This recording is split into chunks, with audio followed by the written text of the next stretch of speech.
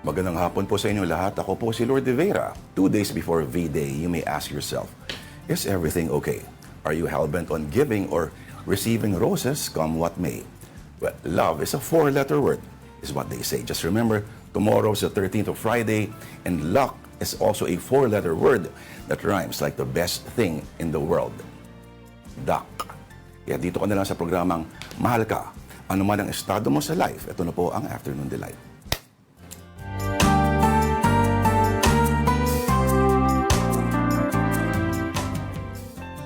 At uso na naman ang sipon, ubo, lagnat. As you can see, I can hear. Boses inday badiday po tayo ngayon. Get well soon to our tita Denise Tan. Hindi niya po kaarawan, pero dahil dyan, makakasama natin ngayon ang natatanging hindi dinadapuan ng sakit dahil siya ay doktora. Tama yan. Si Tita Dani Laurel. Tita. Hello, I'm so First happy time. to be here First with time you. ever. Exactly. Birthday boy. Pinapanood ko lang si Tita. Happy birthday kay Happy Tito birthday. JJ. Oh, aba, close na kayo. Na rin. Hello, Tito. na. Happy birthday po. Hello. And akala namin you were enjoying your time. Yun pala, bagsak ka din kahapon with the Sobra. flu, no? All curled up in bed, waiting for an early death. My gosh. Anyway, time to live again today. Kaya ba? Bawi-bawi. Bawi-bawi. Sayang, hindi ko kayo napanood kahapon. I know. Don't worry. Marami pa tayong news to catch up on. And Yes. before we go to our headlines, here are some stories that people are talking about online. I don't know if this is your generation, First Lourd. item talaga, no? U.S. actor James Beek of the Dawson's Creek fame has died of colorectal cancer. He was 48 years old. This really saddened me. It was the first thing I read this morning. You know, it's the end of an era, the end of a generational, you know, this feeling na parang, wow, nawala na yung youth namin kasi this is, we are old, you know, this is an existential Rico, question. 48 siya. I'm 3 years older than him. I know. What does that make me? Bakit nga ba It's why did it strike a chord sa generation ninyo? It was truly the show, Dawson's Creek, no? For which James Beek was well known, along with 3 other main actors of the cast, that really portrayed, let's say, the reckoning of the youth, no? So it was, maybe they were in high school, 15, 16 years old. We were a bit younger. They were portraying younger kids than their actual age. So I think James Beek was portraying someone that was my age at that time. And it was really from innocence towards maturity, you know, the early stages of adolescence. What was the basic conflict of that whole series ba? Di ba parang meron siyang Joey, his friend? A best friend, and then there was, so it's 2 pairs, no? Not really pairs, but 2 men, 2 women. And then they were navigating the crossover between friendship and that becoming something more platonic versus, ano. And also, you know, Kaya kayo nakarelate. nakarelate talaga. Parang, And we are you would, supposed to be in love with your best friend? Parang ganun? yes, and or should you, you know, break away, and should you have other people apart from that little group of 4 friends? The interesting part back then, no, this was showing on TV. You had to wait for every episode to come out every single Yes. week, 'di ba? Aabangan mo talaga. And they were It creating teaches it. you patience. Teaches you patience. Unlike now, Exactly. Ngayon, on tip of your fingers. ikaw na lang So talagang invested. ikaw na lang yung mag-budget sa sarili mo. Tatapusin ko ba Totoo. ito? Binge watching ba? Exactly. Or isa-isa? How do you work it ba? We had to really wait, and then, you know, these No, were ngayon, things. ngayon. Ngayon? Oh, I barely watch. You know, I'd rather read a book because it's too much at the tip of my fingers. But that time, Yes. diba, we had to get things from the US, and each time somebody would go abroad, they would bring home a magazine for us. They would, Yeah, you know, it magazines. was. Pero ibang it was magazines such a- yata yung inuwi sa'yo. Ako is the magazine that we really read for the articles Okay. and the interviews. Okay. Yes. Kami naman, it was really teen bop series, you know, so such a. Okay, what is the creek doon sa Dawson? It was really the parang quintessential suburban life, no? Okay. So meron din silang houses sa suburbia with cars, and then there was this creek that you had to cross to get to Dawson's house, which was the beautiful, nice, perfect home. Pero deep inside, there was turmoil between his parents pala. So yeah, and then she was the girl from the other side of the creek. a less affluent part of the neighborhood. Sa Pilipinas kasi iba yung context namin. Iba ba? Creek, O, Pag ano? sinabing creek talagang the opposite of that whole romantic Americana. Totoo, no? Parang Andy. Walang may gustong tumira sa malapit sa creek. Tama. Pero, okay, bakit si James Van Der Beek ay hindi siya nakapag-successfully cross over to film o movies ba? Parang puro TV siya, no? When I was reading it naman, of course, that's a typical thing, no? You get typecast. I Yes. think every single, it's very rare, in Parang fact, curse to yan. be curse nga eh. And I think they sign up for that. But actually, reading all of the tributes, it does seem that he did a lot of work afterwards. Siguro it turns out he did. He even did theater later on. Oh. It just so happened that it's inevitable na our generation is never going to really think out of the box, di ba? Other than the character he portrayed. But he Mabibilang did, ko lang he talaga did a sa lot. daliri mo, eh. He did. Marami pala siyang cameo sa Scary Movie. Pero Varsity beyond that, Blues. medyo... Ang hirap, ano? Pero naging meme siya, di ba? Pero kilala mo ba siya as an actor? Or napanood mo ba yung series? Hindi. Hindi. Oo. Kasi Hindi mo talaga, Nung panahon na yun, mahaba na bukot. Iba na yung mundo. Ano yung main series mo nung time na yun? Series, well, Twilight Zone, Oh, of course. Anything that's associated with horror. Okay. Not fantasy, but pure horror. Mga mystery, mga ganyan. Oo. Pero, sumikat ito, si James. Naging meme siya, di ba? Yung parang umiiyak. I don't know. Naging meme siya. Tapos, Naging meme nga siya. siya. Pala si James Van Der Beek. And then in later life, he became famous for giving up Hollywood ata and moving to a farm, especially in pandemic, Oh. and raising 6 children in a farm in Texas. Parang it was his whole thing. And yeah, I think he gave up acting. And then yun, towards the end, it was sad because they were so beautiful family in the farm, Tapos biglang this hit him from out of nowhere, actually. Correct. Oo, very quick in fact. Naniniwala ka ba na yung cancer daw? Meron kasi yung kaibigan na, well, he's a poet. Ang ginagawa niya, nagbibigay siya ng therapy sa mga cancer patients. Okay. If you study raw, almost all cancer patients have the same type of personality. Which is? Pinipigilan nila. Yung sarili nila. Yung hindi sila nagagalit, bihirang magalit. Okay. Tinatago, kaya nagmamanifest daw into some other energy na ganyan. Absolutely Pero believe hindi that, totoo yan. diba? Nanay ko maingay, nagka-cancer pa rin eh. Talaga ba? Oo. Well, sometimes. Alright, next You topic. never know. Yes. So just live your life, diba? Ito naman, sino kaya dito yung mapupunta sa creek in the Philippine context? From creek, we go to usapang West Philippine Sea. Now, viral is Senator Rodante Marcoleta on the debate with former Supreme Court Senior Associate Justice Antonio Carpio. Abay, wala raw dapat imposed limitations. So, pwedeng below the belt, pwedeng eye gouging, pwedeng kagatan, ganon. Oo nga. I mean, to what end though is this debate, no? What are they... Ano ba yung klase ng debate? Lincoln Douglas, saka yung isa pa. I forget eh. I forget, but the purpose is to what end actually, especially since we're both they should be both fighting for the sovereignty of the Philippines, di ba?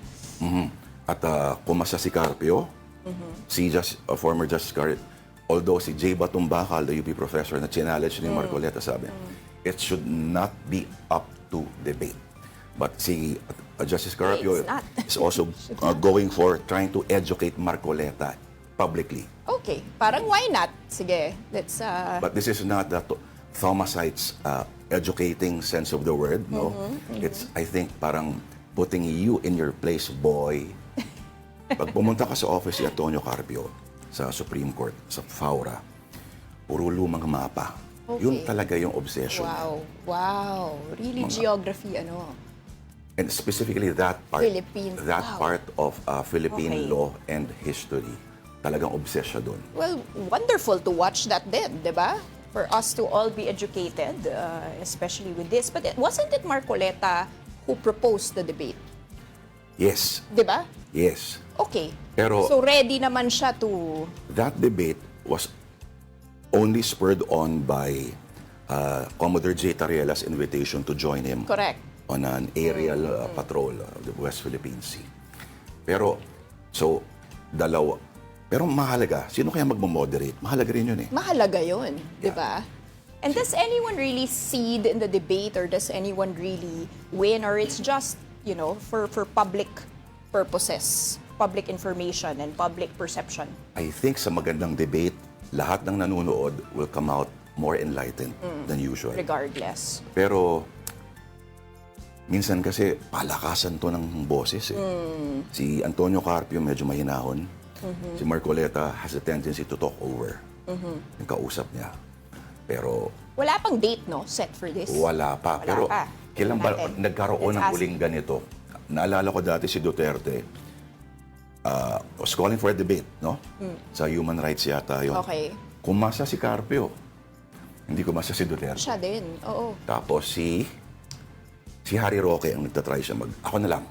Try to save my boss from embarrassment. Pero kasi, dapat ibalik yung mga ganyan, ano? Oo. Yung sagutan sa social media. Of course.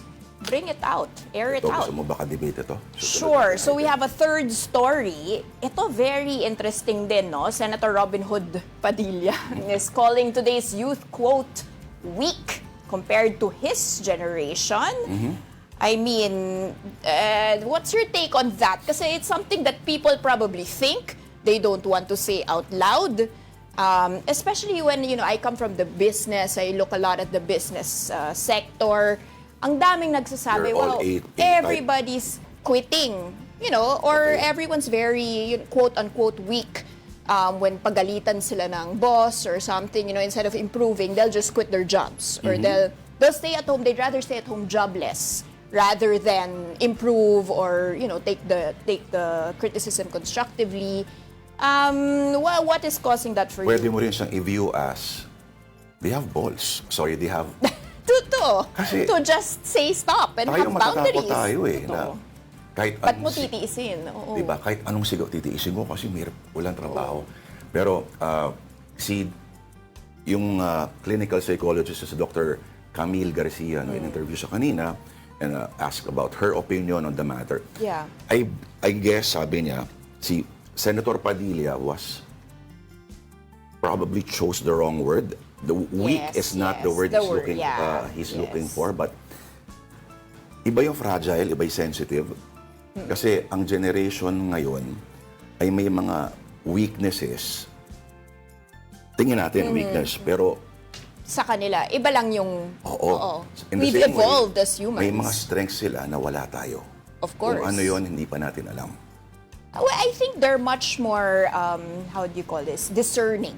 That's what they say. Parang, let's say, when you purchase something, it was easy to do advertising nung araw. Yes. Parang you'll convince you kasi there's not a lot of information eh. Now daw, people create, the Gen Z, create Excel files, compare prices between Shopee, Lazada. Wow. Oo. So, they'll buy a jacket. You can't tell them, buy this kasi, diba, the influencer thing nga, it's not working na eh. They'll compare. So, they're very discerning. So, Poor people.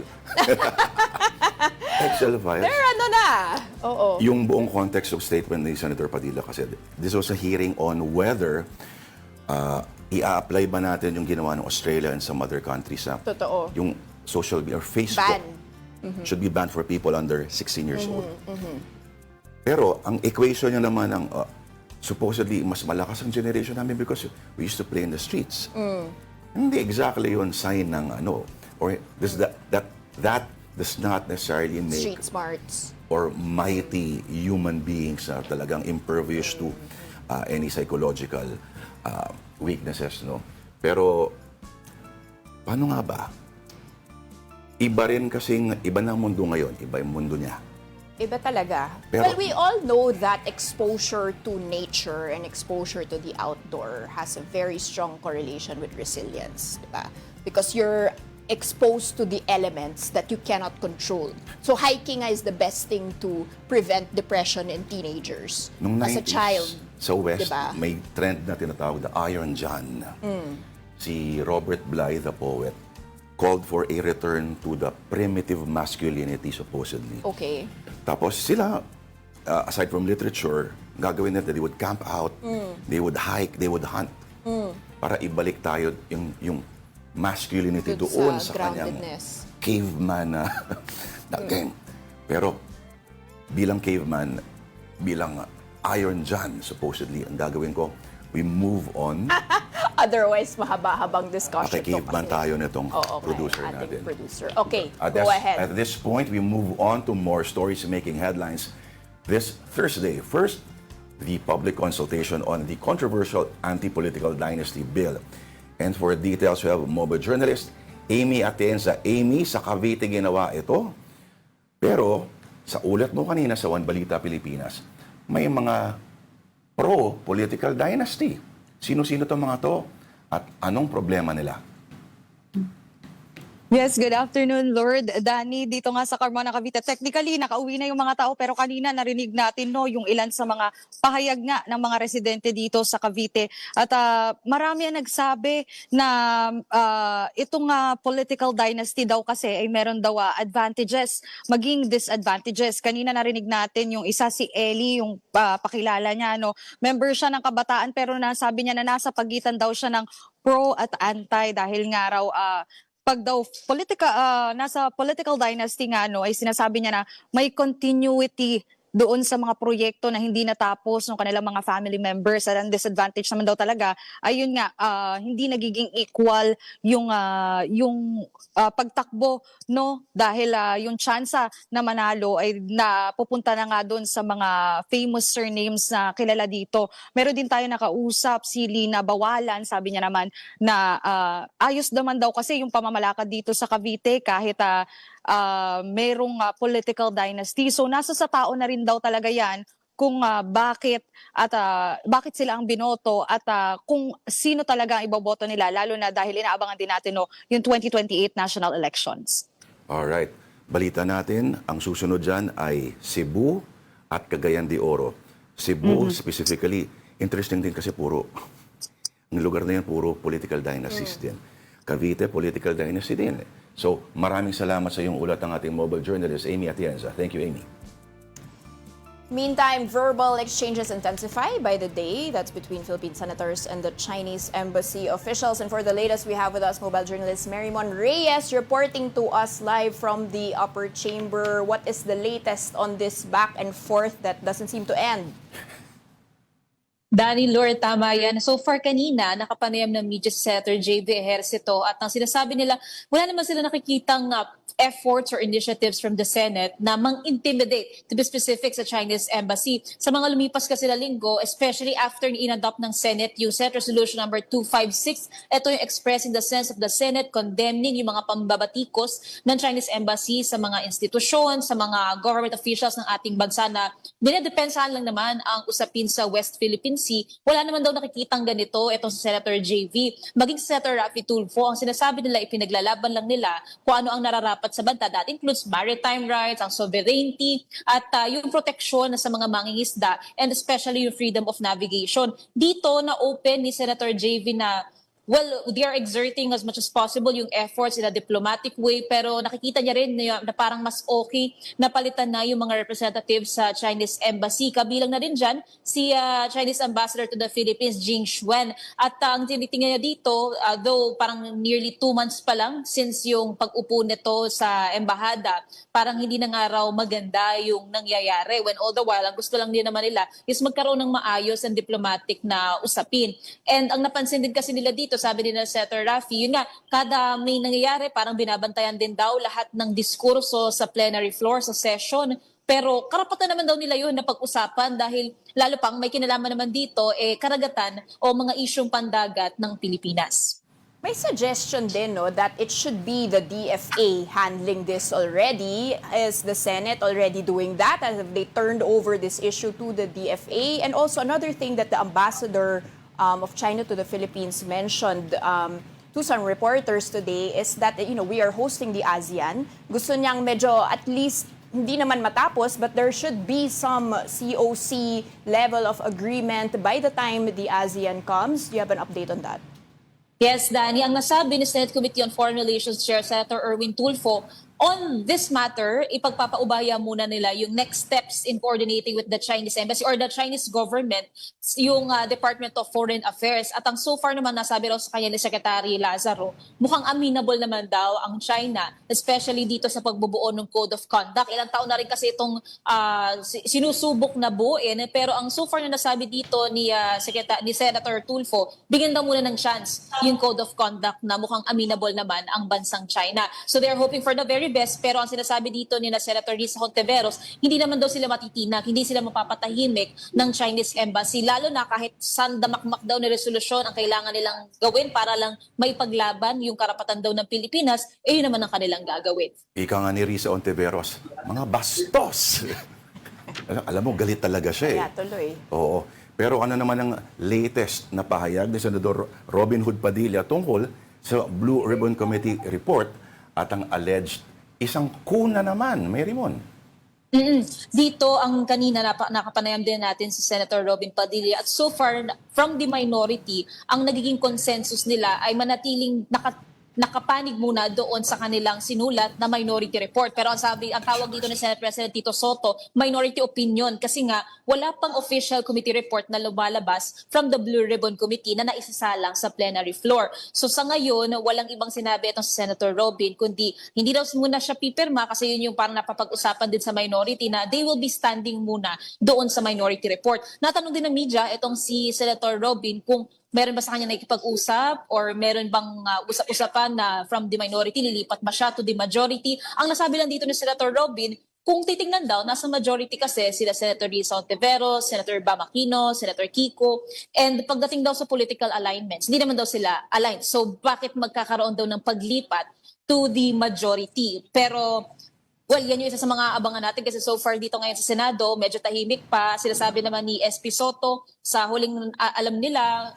as confirmed din by Minority Leader Senator Alan Peter Cayetano, hindi pa nakukuha yung at least 13 votes para magkaroon ng change of leadership. Pero sabi ni SP Soto, kung sakaling mayroong gustong iupo ang mayorya na bagong liderato, tuloy-tuloy naman daw kanyang opisina, wala naman daw yun sa kanyang problema.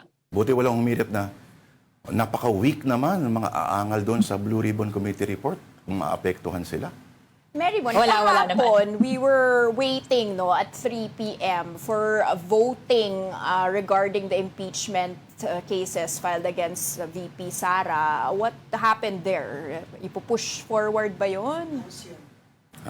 Well, that would depend din kasi sa pagrolyo nito from the lower chambers, House of Representatives. Ang nangyayari kasi dito sa Senado, ito yung upper chamber, ito yung magsisilbing impeachment court. So once from the House, kung magkakaroon na sila doon ng i-endorso talaga na impeachment complaint, lalo pa parang 2 na yata or 3 yung nakafile against VP Sara. Kung ano yung aakyat dito, ang nasabi ni na SP Soto, ready naman daw ang Senado na magsilbi bilang impeachment court. Same goes din ang nasabi ni Senator Risa Hontiveros, constitutional duty nila na kung ano yung trabaho nila bilang impeachment, bilang magsisilbing senatorial judge, yun yung gagawin nila. They will be proceeding forthwith with the impeachment case. Last time nga ang natanong natin dito kanila Senator Risa, yung chances na 2 impeachment ang aakyat dito, laban sa Pangulo, laban sa Vice. Sabi dito ni na Senator JV, hindi raw yun magandang tignan. Pero still, kung may umakyat dito na mga impeachment, they will proceed forthwith dahil constitutional duty nila na gawin talaga yon. Oo, sayang kahapon nag-speech si Senadora Lauren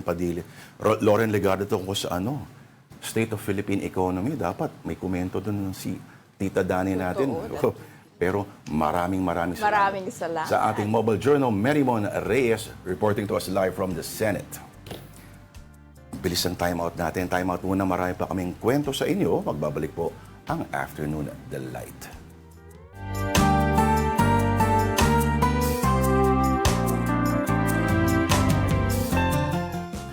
This is still Afternoon Delight on One News. Ako po si Lourd de Veyra. And I'm Danny Laurel. Thank you for staying with us. Thank you, Danny.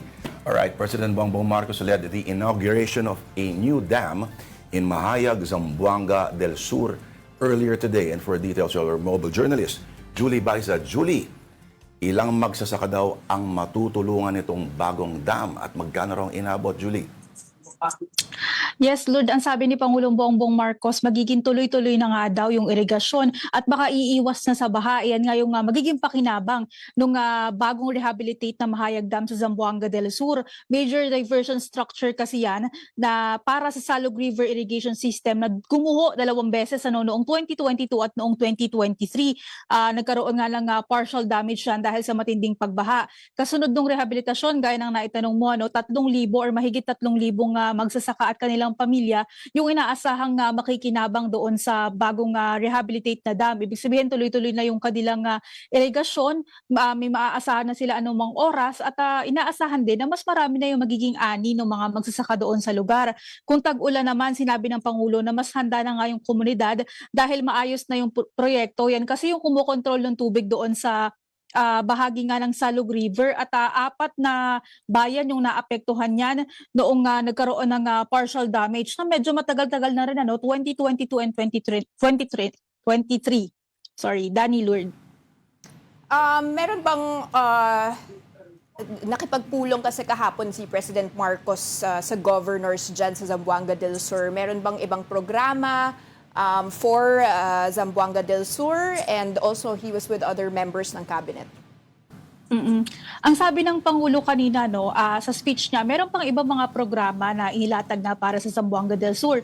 Isa na dyan yung farm to market roads na merong nakalaan na 370 million pesos. Kanina nagdala rin ng mga solar power pump irrigation project sa 635 na magsasaka. Pero bukod dito sa Zamboanga del Sur, hinarap din ng Pangulo kahapon dito naman sa Malacanang yung mga governors din at inuutos niya yung mabilis at maayos na relief recovery para sa relief recovery effort sa mga naapektuhan naman ng bagyong Basyang, kasama sa pulong sa palasyo yung ilang miyembro ng gabinete at saka yung mga gobernador, kabilang dyan sina Southern Leyte Governor Damian Mercado, Eastern Samar Governor Ralph Ebardone at Leyte Governor Carlos Padilla. Ayon sa palasyo, binigyan din daw ng Pangulo yung agarang paglalabas nga ng pondo para sa mga paghahanda bago pa man daw tumama yung kalamidad. At kung nagkaroon na nga ng sakuna, ng bagyo at anumang uri ng kalamidad, sabi ng Pangulo, gawing simple yung proseso sa paglalabas at pagbibigay ng tulong at tiyakin na agaran, mabilis at sa tamang pamilya o dun sa mga talagang nangangailangan mapupunta yung tulong.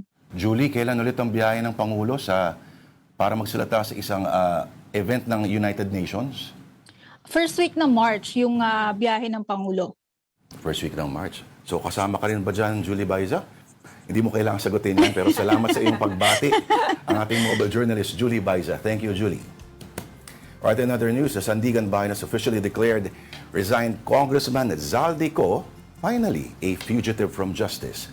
The anti-graft court has also denied yet another request from former Senator Bong Revilla.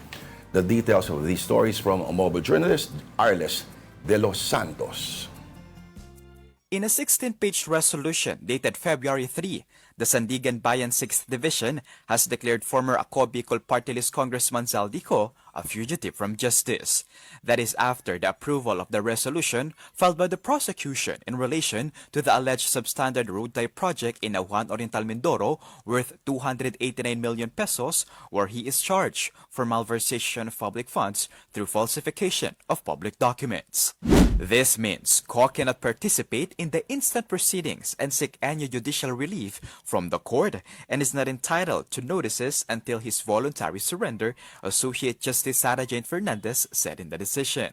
Adding that the Bureau of Immigration Seats of Travel Records dated December 15, 2025 shows that Ko, an accused, departed the Philippines for Singapore on August 6, 2025 for medical reasons with no record of him returning to the Philippines. Although there is nothing in the records to show that Ko actually received a copy of the information, it appears that he is fully aware of the present case against him. However, Koskamp argued that the former congressman cannot be penalized yet because he hasn't been found guilty and that he left the country before any charges existed and that he is only staying away because he's afraid for his life. The Sandigan Bayan Court disagreed, saying it is high time to take action against people who are suspected of crimes and flee the country to avoid the law. And enforcing such decision makes the country's justice system stronger and the legal process fair for everyone, both for the person accused and for the government. The anti-graft court also adds that the social media posts of unknown persons alleged to be containing threats towards Ko and other personalities can hardly be considered credible threats, saying there is nothing to support his bare assertion of fear for his family and his safety. Meanwhile, the Sandigan Bayan 6th Division denied the prosecution's request to remove Rondain and Mendiola as counsel for lack of merit. Still on the Sandigan Bayan ruling, the court denied former Senator Ramon Bong Revilla's request for Associate Justice Kyle Miranda to inhibit himself from his graft and malversation cases. That is after Revilla's argument that Miranda should recuse himself from the proceedings due to the former's ties with Buenaventura Miranda, who lawyered up for former DPWH Undersecretary Roberto Bernardo before the Senate Blue Ribbon Committee hearings to remove any lingering doubt about his impartiality. The anti-graft court said that Associate Justice Miranda's voluntary inhibition in this case is therefore unwarranted, as Revilla failed to present any intrinsic evidence to establish the former's bias, bad faith, malice, or corrupt purposes. Revilla's bare allegations of partiality and prejudgment will not suffice, said in its 7-page resolution issued February 10, adding that Buenaventura's brother is neither a counsel of party on the case and that Bernardo is only listed as a witness. Kapatid Arles de los Santos, we are One News. And we now give you a quick rundown of more stories here on One News. The International Criminal Court Pre-Trial Chamber 1 has allowed both the prosecution and defense to present new evidence in the case against former President Rodrigo Duterte. The ruling clears the way for Duterte's defense to add 78 items, while the prosecution may include 2 more. The chamber ordered both parties to submit their final lists of evidence by February 13, 2026. Digong's confirmation of charges hearing begins on February 23rd. The Chinese embassy in the Philippines hits back at national officials. Spokesperson Xi Lingpeng said some senators were rude and disrespectful, citing incidents where Chinese diplomats were allegedly labeled as bullies and acting like a, quote, troll farm. Xi also questioned Senate President Tito Soto's claims of Chinese disrespect, saying such remarks just show who is actually being rude. And a regional trial court in San Pablo, Laguna has issued a warrant of arrest that's against businessman Atong Ang and 5 others for kidnapping and serious illegal detention. This is in connection with the case of the missing Sabongeros, where the gambling magnate is being tagged as mastermind. Interior Undersecretary John Vic Remulla earlier said he believes Ang is still in the Philippines. Remulla has also raised the reward on information for Ang's capture from 10 million pesos to now 20 million pesos. All right, on to another story. Sympathy and condolences are pouring in following the death of the longest-serving House Speaker in post-EDSA history, Jose de Venecia, or Manong Joe, or Joe DV, who died Tuesday at the age of 89 years old. And for details, our mobile journalist, Arles de los Santos. Arles, saan nakaburol ngayon si Manong Joe DV at ano-ano ang mga tributes na nakaschedule para sa kanya? Lourd at Danny, nandito nga tayo ngayon sa Heritage Memorial Park dito sa Taguig City, kung saan ay ikalawang araw na nga ng burol ni dating House Speaker Jose de Venecia dito, kung saan nga dumating umapaw yung mga personalidad na dumating dito at nagpaabot ng kanilang mga pakikiramay, kasama na dyan yung mga dati at kasalukuyang opisyal ng pamahalaan. Kahapon ay dumating dito sina dating House Speaker Martin Romualdez, Senator Loren Legarda, Sherwin Gatchalian, gayon din sina dati Vice President Jojo Marbinay, pati na rin si COMELEC Chairman George Erwin Garcia. At ngayon, mula February 11 hanggang 13 ay bukas sa publiko yung burol na ito dito sa Heritage Memorial Park mula 1:00 ng hapon hanggang 10:00 ng gabi, kung saan bawat 7:00 ng gabi ay magkakaroon ng misa para rito, kung saan naman sa Sabado hanggang Linggo, February 14 hanggang 15 ay dadalhin ang labi ni de Venecia doon sa hometown nito sa Bunuan, Geset sa Dagupan City, kung saan sa February 16 naman ay isang memorial at necrological service ang isasagawa sa Batasang Pambansa bago ito muling dalhin dito sa Heritage Memorial Park para sa huling araw ng lamay nito, bago dalhin at ilibing doon nga sa libingan ng mga bayani na katabi lamang ng Heritage dito sa Taguig City. Arles, si Manong Joe kasi nung panahon na yon, halos yung Rainbow at Sunshine Coalition na tinatawag, halos hindi naman na-neutralize yun, pero parang leading by consensus kasi, parang halos hindi ganun kaingay ang opposition kasi parang lahat ay nadadaan sa pakiusap ni Manong Joe. Meron ba dyan mga dumating, halimbawa, let's say, ng panahon na yung mga makakaliwang mga mambabatas, no? Ngayon kasi paramdam talaga yung Tama. ano sa kanila. Pero Is there a united front coming? meron Or ba dyan meron na bang nakikita mo na mga may front? political Yes. issues ba na nangyayari dun? Well, at least kanina, Danny at Lourd, no, mga papas alas 11 ng umaga dumating dito si dating House Speaker Feliciano Sonny Belmonte na matagal ding naging kasama nito ni De Venecia sa Kamara. Yes. Hindi tayo nagkaroon ng pagkakataon na makapanayam siya at mahinga ng komento sa kanilang pagkakaibigan o naging pagsasama no, sa trabaho ni De Venecia. Pero nakipag-usap siya sa misis o may bahay ni De Venecia na si Manay Gina De Venecia, no, at nagkaroon nga sila ng mabilis lamang na lunch. And then nakita rin natin dito si Tindig Pilipinas convener Kiko Aquino Dino. Ilan lamang sila sa mga personalidad na dumadating dito, but yung iba ay so far mga personal or family friends ng pamilya de Venecia na patuloy pa din na dumadating dito. We're expecting na mas marami yung darating dito kasi talagang iba-iba yung mga tawag or taguri na iuugnay dito, no, kay dating House Speaker de Venecia. Meron mga nagsasabi na kasama siya talaga sa mga dahilan kung bakit naging posible yung ilang mga landmark laws sa bansa, kagaya na lamang no nung yung Basis Basis Conversion Act, gayon din yung remittance, no, yung batas para doon, gayon din yung iba't ibang mga Philippine Economic Zone Act na naipasa din na nakapagpatatag daw ayon sa kanyang asawa mismo, no, na si Gina de Venecia sa ating republika. Arles, open ba to the public any of these? Yes, Danny. So far, bukas ito sa publiko from 1 p.m. to 10 p.m. May kanina, sinubukan natin pumunta ng mas maaga, talagang halos walang katao-tao, yung immediate family lamang yung present dito. And then, nung nag-alas 12 na onwards, nako, marami-rami na yung mabibisita dito. Alright. Maraming salamat sa ating mobile journal, Arles de los Santos. And we also give you a quick look at some stories from our media partners. The Philippine Star is reporting about Filipinos being more satisfied with the performance of Vice President Sara Duterte and Senate President Tito Soto than President Bongbong Marcos. In the latest survey of the social weather stations, 54% said they approve of the VP's performance, 26% did not, while 18% were undecided. Overall, Duterte has a positive 28 net satisfaction rating. Meantime, Senate President Tito Soto garnered a positive 16 net satisfaction rating, while Chief Justice Alexander Gesmundo got positive 9 and House Speaker Boji D positive 5. Last week, SWS revealed President Marcos's neutral net satisfaction rating, which now stands at negative 3. And on to business world, Bangko Sentral Governor Eli Remolona says the Philippine economy is on track to bounce back this year. That is, as business confidence begins to improve amid a massive corruption scandal over infrastructure projects. Remolona sees the rebound coming in the second half of 2026. And for more details of these stories, you can visit the social media pages of the Philippine Star and Business World, and do check out as well the social media platforms of One News PH for the very latest headlines.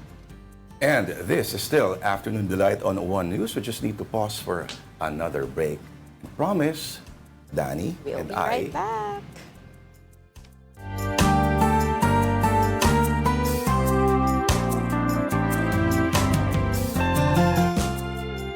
Yes, you are still watching Afternoon Delight. Lourd de Veyra po at si Danny Doktora. Laurel, hindi tita.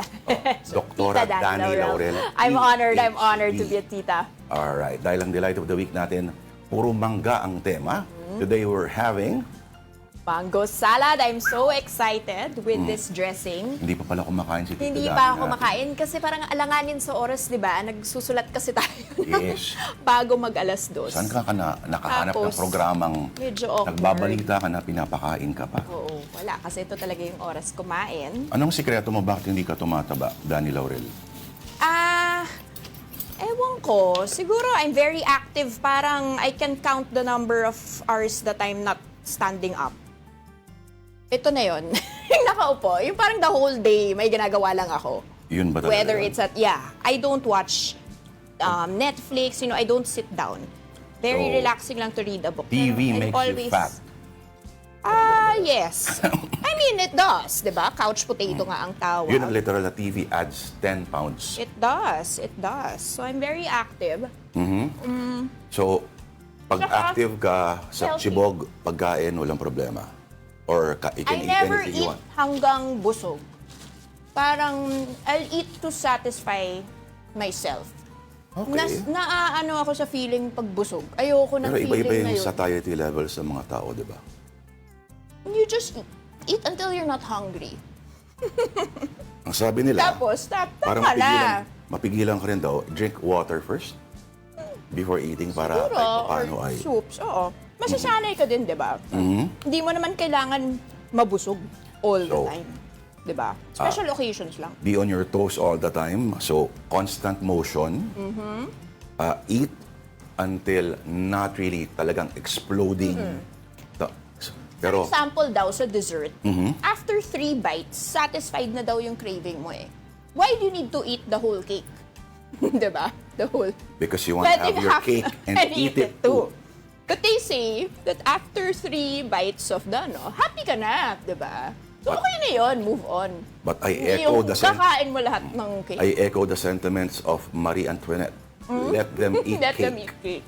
There's So, no more bread. Let's see some more stories on social media, mga kapatid. On One News, Calayan Island in Fine. Palawan is now open to tourists under a patriotic tourism program. Aba, visits will be in immersion-style format. The tourist package, the price Mahal. is at 30,000 inclusive of accommodations, meals, activity. But not Wala flight. pang aeroplano yan. Hala. Ha? So travel from How long is Puerto this? Princesa to Ayun. takes about 2 days. Ay, barko to. 2 days and 3 nights by boat or 1 to 1.5 hours by military plane to Pag-asa. Good luck. The No, details I mean, of how trip- many days yung 30K? Sorry, Ilang araw na package yun? wala kang ibang gagawin dyan, so I guess Ilang balikan araw? yan eh. Alam mo, Dani, Balikan lang yun. malamang balikan yan. Accommodations daw Hindi, eh. baka mag-overnight siguro. Pero Siguro naman. merong routine blackout palagi dyan kasi hindi sila sigurado Parang kung camping siya. yung tubig nila at yung kuryente. We spent one entire week there when we were working on the documentary. No? Wow. At first time ko naranasan na, alam mo yung may naririnig ka sa radyo, talagang ano lang siya, Islander plane, good for 8 people lang talaga. Okay. Light aircraft. Tapos, yung china-challenge ka talagang, you are entering Chinese Wow. military airspace. Alam mo yung, nandito na siya. Incredible. Yeah. Yung yung kambal, nandito na siya. Wow. Tapos, kaya ako nagtaka nung pabalik kami, nagsispiral paakyat yung plane namin. Kasi, if you go down pala under certain parang elevation, may legally, pwede ka nalang Totoo. banatan ng racket. Yeah. Pero, separate times ginawa namin, recording pala siya. Talaga? Yes. Okay. Pero, But it's still... nakakatakot pa rin. Pero Nakakatakot. masasanay ka rin pala. But I'm sure they've cleared the safety issue of this if they are promoting. Because look, there is Yeah. an official Facebook page. Hello sa mga This is the taga-Kalayaan. Municipality of Kalayaan Tourism Office. Yes. So, since this is officially from an LGU Yeah. promoting, they should have all the necessary safety and security measures in place, no? For Mas our maraming dear Marines tourists. dyan kesa civilians. I see. Okay. Tapos yung sabi ng dalawang nurse na nandyan, sabi na lahat daw ng mga sundalo, nagpapabipi sa kanila araw-araw. At lahat daw ng mga sundalo, mga single. Wow. Sabi, according to the nurses. Ayan. So, kung What mahilig kayo sa mga else? coral, gaganda ng coral. Pero maganda coral talaga. sabi niya. Maganda talaga yung beach, gano'n. Wala siyang, Katapat? alam mo yung beach na mainit yung tubig? Oh, Kasi wala siyang wave talaga na umaano eh. wow. Kasi weird yung tubig dyan sa gitna ng tubig. Malalim, di ba? Pero may point doon, pag-apak mo, parang ang babaw ng tubig, you're standing on corals pala. Okay. Tapos biglang, Which is beautiful for scuba diving. it's and beautiful to look wildlife. at. But I guess for navigating, not so much. All right. Ang mga toxic dyan, lalo na sa Toxic. pag-ibig. What else is on social media? Love should not be toxic. Love should not be toxic. Talaga? The Ban Toxic's Facebook page. Aha. Reminder that don't buy lead-tainted... it's literal pala. Akala ko, pun pala siya. Don't buy lead-tainted Valentine's gift items. So Ban Toxic instead suggests, first, you opt for simple and natural gifts. So avoid plastic-based presents and excessive packaging. So no fake flowers, ganun ba? Kailangan totoo. O sa mga mga Lazada at mga Amazon, grabe kayo magbalot. Or mga stuffed toys, ganun ba? Ganun lang kalit Dapat yung item. organic items. Pagkain na lang. Sa mga date naman, Danny Laurel. Alright, eco-friendly romantic dates. So tama naman yan. Spend time in an eco park, enjoy nature, and swap extravagant plastic bouquets for fresh flowers or potted plants. We should not. Yun lang isa-swap? Parang dapat hindi siya plastic. Yun lang isa-swap. What else can we think about that's not toxic? Give experiences instead of things. Treat your loved ones to a concert Wow. and arcades. This Yan. I agree. Nature hike or Yan. DIY spa at home. And just, instead, write a heartfelt letter or poem or just be a good person and partner. Choose ethical and sustainable treats and create a cozy candlelit dinner at home. Ang haba pala. Make DIY gifts from upcycled... Yun, mahirap na yun. Wag na. Opt for sustainable transportation. So you bike to your date, plant a tree, or start a garden Aba. together. It's called sustainable. Hindi naman non-toxic yung tawag dyan. Sustainable Valentine's date that should be cheaper, environment-friendly, di ba? And heartfelt. This Sa is una the lang yan. summary of that. At marami pwedeng iswap, hindi lang mga roses at Okay. Pero kailangan talaga, roses Gusto talaga. pa ba? I mean, kinikilig pa ba yung mga babae ngayon sa bulaklak? Oo, you know why? Because it's something that you really is useless. I mean, quote unquote, di ba? And so it's something that doesn't have It's an object. value except for sentiment. It's an object of senseless beauty. Correct. And if somebody gets that point that it's worth, quote unquote, spending for an object of senseless beauty, then it's a beautiful thing. O yan sa mga may plano. Lalong-lalo na kay Danny Laurel. Flowers. Flowers. Kasi what else? Everything money can buy already. I can buy myself anything else, di ba? I even buy myself flowers, honestly. Okay, so, ano pa ba? For the superstitious, this story is for you. Tomorrow is Friday the 13th. Superstitious ka ba? Minsan. Minsan. Here is a story from mobile journalist Danielle. Oh, Danielle Dayao. Hi, Danielle. Friday the 13th, an ordinary day or a date of bad luck. Let's dive into this superstition and find out what people do when this day comes. The number 13, a black cat, or the end of the week. These are signs many elderly Filipinos associate with misfortune. The root of this belief traces back to Western tradition, where both the number 13 and the day Friday were seen as bad omens. Over time, it connected with other cultures, including Chinese superstition, where the number 4 is considered unlucky. 13 kasi, 3 plus 1 is equals to 4. Alam mo in Chinese, we call this 4, number 4 as si, as is si. Pronunciation also as death. Isa rin siguro dahilan yan kung bakit medyo nakakatakot o pinaniniwalaan daw na negative. In the Philippines, superstitions remain strong, especially in the provinces where beliefs are passed down through generations. But the question remains this coming Friday the 13th.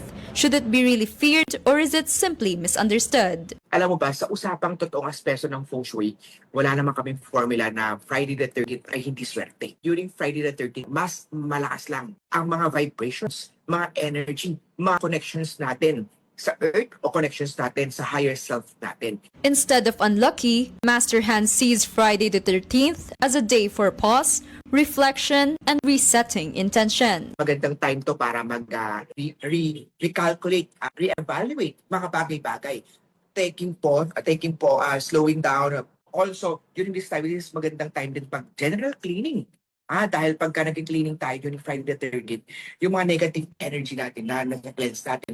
This is also very strong day para to call in yung affirmation ng gusto natin makuha. Gusto natin achievement, accomplishment sa career man, sa sarili man, sa health man, sa love man. Yet with the day approaching, some still prefer to take extra precautions. Personally, minamalas din po ako pag Friday the 13th. It's either mawawalan ng pera or magkakasakit. Madalas mangyari yun sa akin. Every Friday the 13th, magtatago na ako ng pera sa other pockets ko and lagi akong may dalang biogesic. Meron na experience pero slight lang. Ano po yan, kuya? Disgrasya, gano'n. And with Valentine's Day just a day after, Master Hands offers advice for both singles and couples. Para sa mga single, magandang araw ang February 13 para mag-meditate, mag-manifest, mag-call in, mag-attract ng iyong mga love relationship. O ikaw naman nasa relasyon, magandang araw to connect with your loved one, with your partner. Unlucky or not, Friday the 13th is proof that belief is a personal choice. Kapatid Mobile Journal, Daniel Dayaw, VR1 News. Tanong kanina, are you superstitious, Danny Laurel? Alam mo, I believe in energy and karma. Every single time. You know how people believe na they're lucky and then every good thing happens to them? Ako naman, I believe every time something bad happens to me, something good will happen immediately. Not like in 2 days or 2. Parang immediately. And then to the same degree. So if something really bad happens to me, something really good is in the offing. So nasanay na ako ganun. So may I'm just balance. waiting. The world has a way it's of... physics. It's just physics, di ba? Parang So I law don't of know if ka- that's superstition or, di ba? Or just energy. Si Michael Jordan, every game pala may suot siyang isang undergarment na mula pa nung panahon niya nung collegiate basketball player pa rin siya. Pero sabi nila, if that, this becomes under the realm of psychology na, no? If that makes you, Helps you. perform better, Yeah, bakit of hindi? course. Yun nga lang, good luck sa amoy nun.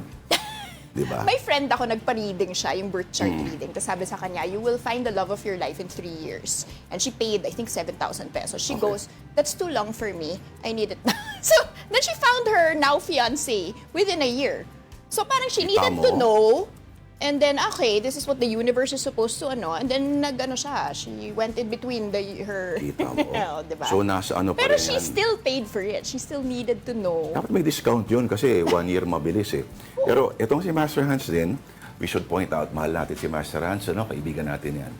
Pero interesting din kasi dati, hinulaan niya, si Edling Gao daw, magkaka-baby na bago, at si Joey Francisco ay ikakasal. Hindi nangyari. Valentine's Day, sa Sabado, kayo ba'y nakabili na ng bulaklak? Ako, dun sa chicharon lang, masaya na ako. But better shop early as prices are starting to go up and up. Mula sa makasaysayang Dangwa. Sa Maynila, magbabalita po si mobile journalist Fatima Baduria. Fatima, Mahal magkano na ba ang mga flowers? Lourd, Dani, nandito ako sa Doc Castilla Street sa Dangwa at nagsana ang mga namimili rito. Sinusulit kasi nila habang mas mura pa ang mga bulaklak 2 araw bago ang Valentine's Day. At ang pinakamabentang araw dito ay yung mga rose. Isang peraso niyan ay nasa 100 to 150 pesos. Actually, dating araw, 50 to 70 pesos lang yan nabebenta. Pero dahil malapit ng mag-Valentine's, no, nagtaas po sila ng presyo simula February 10. Yung bundle naman ng rose na 10 pieces ay nasa 800 na. Pero yung isang bouquet na isang dosena na at naka-arrange na ay nasa 1,800 to 2,500.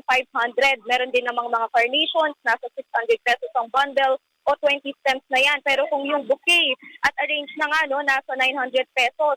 Meron ding mga sunflowers, nasa 500 to 700 pesos naman ang isang bundle, 10 stems na. Depende yon sa laki. At meron ding mga tulips, nakalagay ngayon sa seller dito sa Dangwa dahil daw para maiwasan yung pagkalanta niya, no, nasa 120 pesos yan ang isang piraso at meron ding mga lilies, nasa 200 pesos naman ang isang piraso. At para naman sa mga gusto ng long-lasting flowers, mabili rin daw yung mga dried flowers na nasa bouquet na.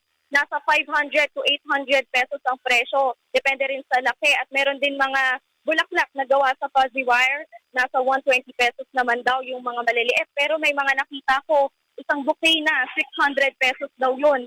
At para naman sa mga bibili ng per piraso o bundle, pwede na rin ipagawa dito yung mga bouquet for 300 to 500 pesos.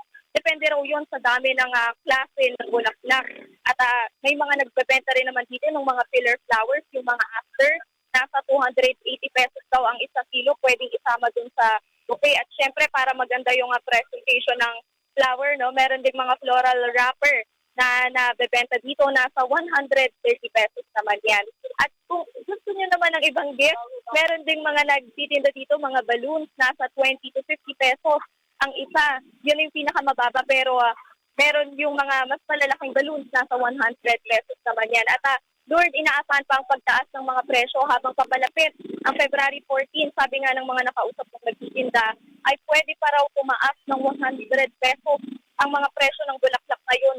Depende raw kasi yan sa mga supplier nila na mas magtataas din yung singil sa kanila. At sa ngayon nga, maraming bumibili pero inaasahan daw nila na mamayang hapon simula 5 p.m.